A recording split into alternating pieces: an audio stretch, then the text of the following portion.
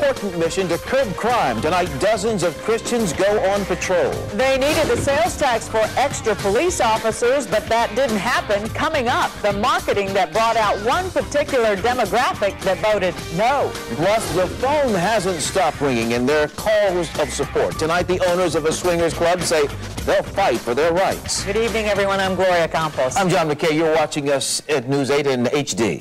A Duncanville couple plans to fight the city's ban aimed at their home-based swingers club.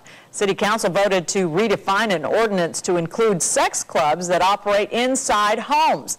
The club has plenty of support, though. In fact, their phone hasn't stopped ringing. Brad Hawkins spoke with the creator of the Cherry Pit.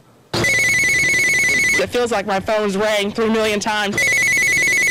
Hello? Julie Norris feels thrust into a spotlight she never saw. We're on the news.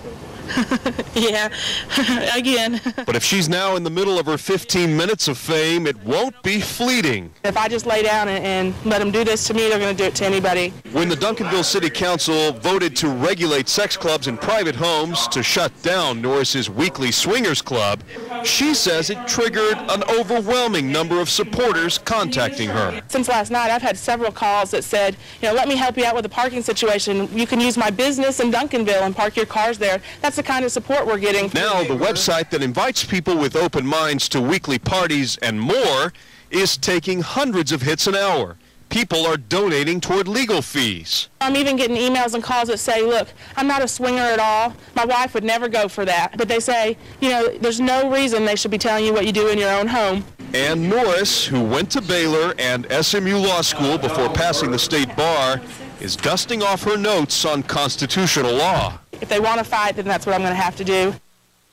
So the fight's on, and so is the next party this weekend. Of course, the other voice in this whole story is something we covered very heavily yesterday in advance of the meeting, the opposition here. Neighbors even coming up to our live truck today saying that this has to change, that it's more than just a parking problem.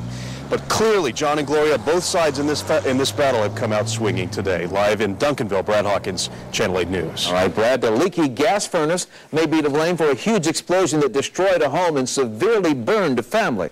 The home ignited last night in the town of Joshua.